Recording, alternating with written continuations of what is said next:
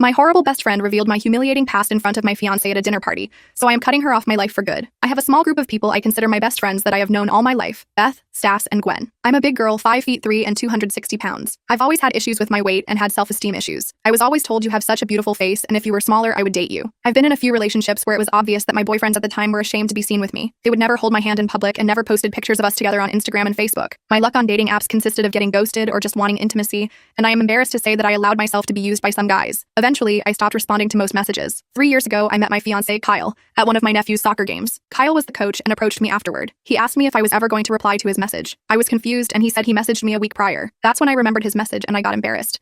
I told him that I had been busy, and he asked me if I had any plans for later that night. I agreed and exchanged numbers with him, even though I felt like he was out of my league. I got it into my head that he was only after intimacy and might have some big girl fetish. We met up for an early dinner at a casual Mexican restaurant, and within 5 minutes I asked him, "Are you just looking for a hookup because you have a thing for fat girls?" He shook his head and told me he was interested because of things I listed on my profile, like how I liked soccer, my favorite wine, TV shows, and that the photos I posted showed that I like to travel. Somehow he asked to see me again, and the second date went a lot better. I found out he was a widower who lost his wife and 2-month-old son in a car crash a decade before. My friends and family were thrilled, all except Beth. Beth, when I told her, kept asking me if I was sure about him. She asked if he wasn't just using for intimacy, which had yet to happen. Then it was, well, he probably doesn't want to have intimacy with you. When I mentioned that he held my hand in public and would pull me just a bit closer to him when we would go out for drinks when guys would walk towards us, she said he was controlling. Eventually, Kyle met my 3 best friends, and they all liked him immediately. Beth said he was a keeper, contrary to what she was saying before. Anyway, since Kyle has come into my life, he has shown me nothing but love, affection, grace, and kindness. He has also helped me start to get past my insecurities. A few days ago, we hosted a dinner with Beth, Stas, Gwen, and her husband. Kyle and Gwen's husband Mike had become friends, and they did all the cooking and cleanup. Everything was going well, and we were all relaxing on the back porch drinking some cocktails when Beth asked me in front of everyone, "Why do you tolerate that picture of Kyle with his dead wife and son?" I was mortified. Kyle looked upset but was keeping his composure. I explained that it was the only picture he had of the 3 of them together,